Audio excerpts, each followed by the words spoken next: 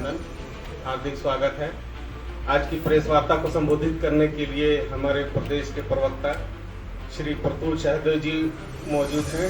उनका हार्दिक अभिनंदन, हार्दिक स्वागत करते हैं और आज की प्रेस वार्ता को संबोधित करने के लिए अपने प्रवक्ता से आग्रह करते हैं कि वो अपनी बात को रखें। धन्यवाद तारिक जी। आज की प्रेस वार्ता में मीडिया के तमाम बंधुओं का स्वागत है। देखिए, ये आए दिन ऐसा हो रहा है कि झारखंड में जो भी आता है, राष्ट्रीय स्तर पर ये बयान तो चलता ही था, पर झारखंड में जो भी आता है ये कहकर चला जाता है कि भाई संविधान को भारतीय जनता पार्टी समाप्त करने की कोशिश कर रही है। अब कल माननीय मुख्यमंत्री चंपई सोरेन जी का बयान आया था कि भारतीय जनता पार्टी संविधान को समाप्त कर देगी अगर वो सत्ता में आएगी। जो नेता बड़ा आता है उसके लिए ऐसा लगता है कि ये सबसे आसान आरोप भारतीय जनता पार्टी पर लगाना होगा। मुस्लिम तुष्टीकरण की बात हम लोग उठाते हैं तो वो कहते हैं साहब आप प्रूफ दे दें कब हम लोगों ने मुस्लिम तुष्टीकरण किया। जब हम लोग कहते हैं कि आपका हिडन एजेंडा है 370 समाप्त कराने का, एनआरसी को लागू नहीं करने देने का, सीए समाप्त करने का, ये कहते हैं साहब प्रूफ दे दीजिए हम लोगों ने कब कहा।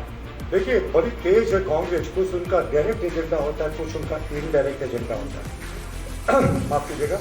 अब मैं शुरुआत करता हूं कि ये लोग कहते हैं कि संविधान को हम समाप्त करने की कोशिश कर रहे हैं। संविधान का जितना अनादर कांग्रेस और उसके सहयोगियों ने किया है आज तक उतना किसी ने नहीं किया।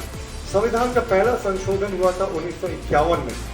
तब तत्कालीन प्रधानमंत्री जवाहरलाल नेहरू जो थे वो केयर टेकर प्राइम मिनिस्टर थे। वो कोई पूर्ण चुनी हुई सरकार के प्रधानमंत्री नहीं थे, लेकिन उन्होंने जो पहला संशोधन किया था उसमें अभिव्यक्ति की आजादी पर अंकुश लगाने का बड़ा काम किया था और अंकुश लगाया था। फ्रीडम ऑफ स्पीच जिसको लेकर राहुल गांधी गली गली घूम रहे हैं, तो इस पर तो इनके नाना जी ने ही सबसे पहले अंकुश लगाया था संविधान के पहले संशोधन के जरिए।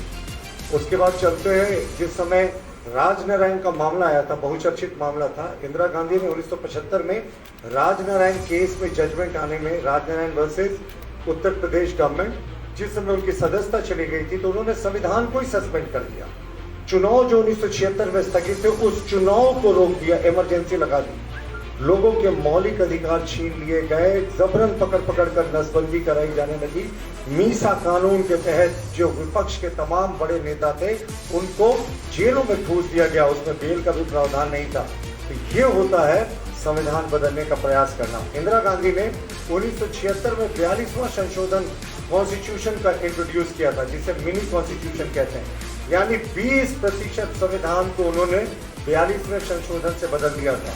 बाद में सुप्रीम कोर्ट ने Minerva versus union of India case में अधिकांश जो इसके ऑब्जेक्शनेबल क्लॉजेस थे उसको स्ट्राइक डाउन कर दिया, लेकिन ये फिर भी आरोप लगाएंगे कि हम संविधान के साथ छेड़छाड़ करते हैं। 1985 में बहुचर्चित शाहबानो का जजमेंट आया, जिसमें तत्कालीन राजीव गांधी की सरकार बहुत बौखला गई। एक मुस्लिम महिला को अधिकार देने का जजमेंट था, एक बुजुर्ग मुस्लिम महिला को, लेकिन राजीव गांधी ने संविधान की बेसिक स्पिरिट के खिलाफ जाते हुए इस जजमेंट को ही बदल दिया, लोकसभा और राज्यसभा से पारित कराकर। तो संविधान की हमें ये जो नसीहत देते हैं, एक बार अपने गिरबान में झांकें। प्रेस की स्वतंत्रता जो संविधान का एक मूल उद्देश्य है कि प्रेस स्वतंत्र है, चौथे स्तंभ की संज्ञा दी गई है। आप सबों के अधिकार को 1988 के डिफेमेशन बिल यानी मानहानि कानून से लाकर इन्होंने रोकने का प्रयास किया था। देश में आंदोलन हुआ, विपक्ष भी सड़कों पर उतरा, उसके बाद इन्होंने डिफेमेशन बिल को रोल बैक किया। जो संविधान की मूल भावना जो है प्रेस की स्वतंत्रता, उसके खिलाफ था। उसके बाद आते हैं हालिया नजरिए में 2023 में संविधान की कोख से जन्मे सदन की चुनी गई कैबिनेट के पास किए गए ऑर्डिनेंस को सितंबर 2013 में शहजादे राहुल गांधी ने सार्वजनिक रूप से फाड़कर संविधान का अपमान किया था।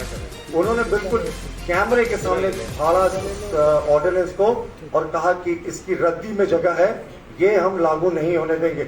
ये कैबिनेट से पास था। जो सदन की, मैंने कहा ना, संविधान की कोख से जन्मता है कैबिनेट। तो ये जितनी बड़ी बड़ी बात की हमें दुहाई देते हैं, एक बार अपने गिरबान में झांक लें। इन्होंने धारा 356 का प्रयोग करके चुनी हुई सरकारों को 100 से ज्यादा बार डिसमिस किया है। 70 बार से ज्यादा तो सिर्फ इंदिरा गांधी के शासनकाल में चुनी हुई राज्य सरकारों को डिसमिस किया गया है। क्या यह संविधान की मूल भावना के विपरीत नहीं है? हमारे जो शासनकाल का 10 वर्ष रहा, एक भी राज्य सरकार को हम लोगों ने डिसमिस नहीं किया, लेकिन इनका 70 वर्षों का हम लोगों ने आपको 60 वर्षों का ट्रैक रिकॉर्ड बता दिया। ये एक और बात अक्सर करते हैं कि हम मुस्लिम अपीजमेंट की बात नहीं करते साहब, कहीं ये दिखा दे कि कहाँ हम लोगों ने मुस्लिम के लिए कोई स्पेशल स्टेटस देने की कोशिश की है। देखिए, इनके लिए अल्पसंख्यक का मतलब सिर्फ मुस्लिम समुदाय होता है।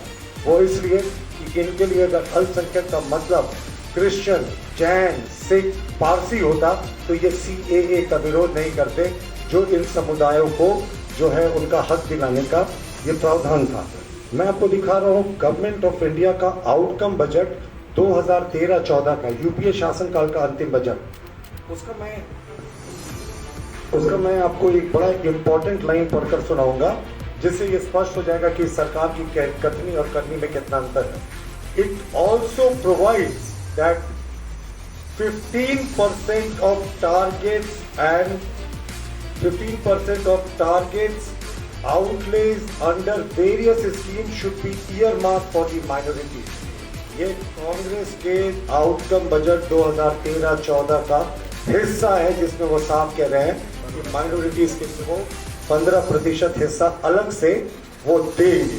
तो ये साफ है, हमारा मूल मंत्र है सबका साथ, सबका विकास, सबका विश्वास, जबकि कांग्रेस विशुद्ध रूप से माइनॉरिटी पॉलिटिक्स करती है। और इसके लिए माइनॉरिटी पॉलिटिक्स का मतलब सिर्फ और सिर्फ मुसलमान से होता है। अब मैं आपको एक छोटा सा वाक्य बताता हूँ। नटवर सिंह ने अपनी पुस्तक, नटवर सिंह जो तत्कालीन विदेश मंत्री थे, उन्होंने अपनी पुस्तक one life is not enough में लिखा कि जब मैं इंदिरा गांधी के साथ बाबर की कब्र पर गया तो वो बाहर निकलकर बोली कि मुझे ऐसी अनुभूति हुई जैसे पूरे ब्रह्मांड का दर्शन हो गया।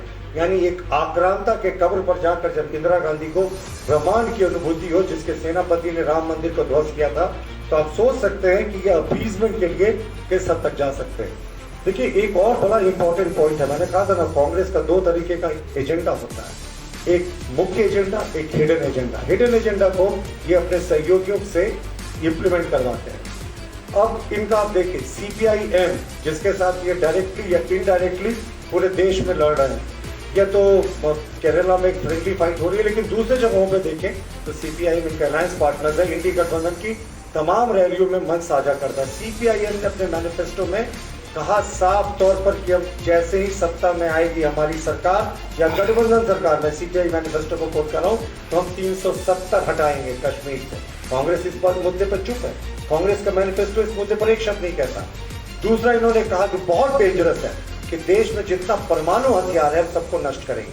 यानी देश को आप एक्सपोज छोड़ देंगे। हमारा पड़ोसी पाकिस्तान जो है वो न्यूक्लियर आर्म्ड स्टेट है, लेकिन आप कह रहे हैं कि नहीं, हम जितना डिसआर्मामेंट है न्यूक्लियर का वो करेंगे। और ये कांग्रेस की सहयोगी है, इंडी अलायंस की पार्टनर है। ये और भी कहते हैं कि CAA को समाप्त करेंगे और ED को PMLA के तहत जितनी शक्तियां दी गई हैं, हम PMLA कानून को भी समाप्त करेंगे। तो ये तो CPIM का मैनिफेस्टो है, जो इनके गठबंधन की दल है, और उसने मैनिफेस्टो में सीधा लिखा है कि हम अपने या अपने गठबंधन के साथ जब भी सत्ता में आएंगे तो इन चीजों को इम्प्लीमेंट करेंगे। तो ये जो आप देखते थे ना, कांग्रेस का हाथ संविधान तोड़ने वालों के साथ, तो ये मैंने आज आपको रियलिटी चेक करा दिया कि असली संविधान विरोधी कौन लोग हैं, कौन वैसे लोग हैं जो संविधान को तोड़ना चाहते हैं। जी।